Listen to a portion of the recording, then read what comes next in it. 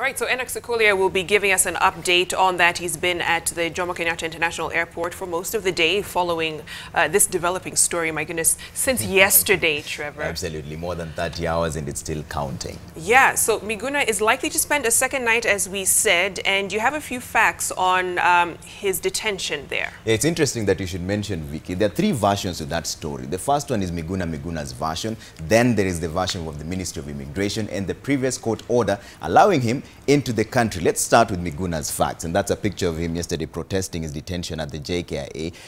First, he allegedly refused to apply for a Kenyan visa, arguing that he is a Kenyan citizen. He refused to hand in his Canadian passport for stamping. However, international law dictates that anyone going in or out of the country, regardless of his citizenship status, must have his passport stamped at the point of entry or departure. Miguna says he lost his Canadian passport. Miguna presented his national identity card for clearance instead. But there's a counter to that from the Ministry of Immigration as well, who say that this particular IDs can only be used at the border entry between Northern Corridor countries, that is Kenya, Uganda, Rwanda and South Sudan. Miguna had traveled from Canada. The Ministry of Immigration maintains that Miguna lost his citizenship in 1998 when he acquired a Canadian citizenship at a time when Kenya did not allow dual citizenship. The ministry says Miguna should have reapplied for citizenship after the promulgation of the Constitution in 2010, which then allowed dual citizenship. But there is more. There is also a court order that was issued on the 26th of February this year that directed the Ministry of Immigration to issue Miguna with travel documents to enable him re-enter and remain in Kenya until the case is heard.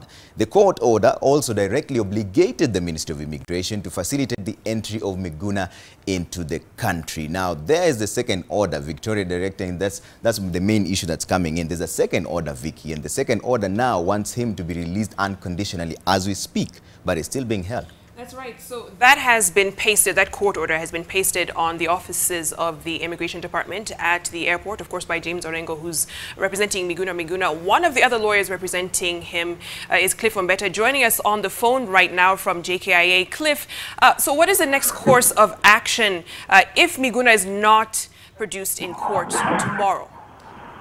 Because if Miguna is not produced in court tomorrow, then we shall be going for what we call contempt of court, because this is now another high court order that has been given.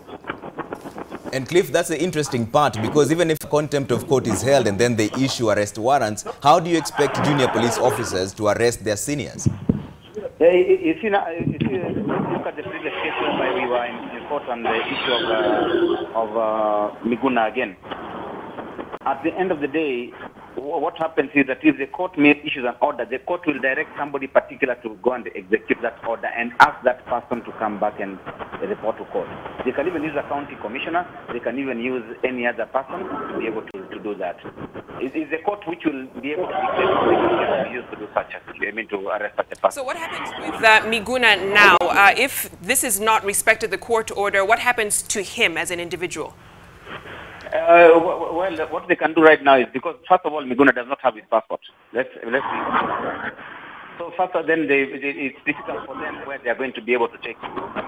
Secondly, there is now a court order that is instructing them that they must be able to present him in court tomorrow.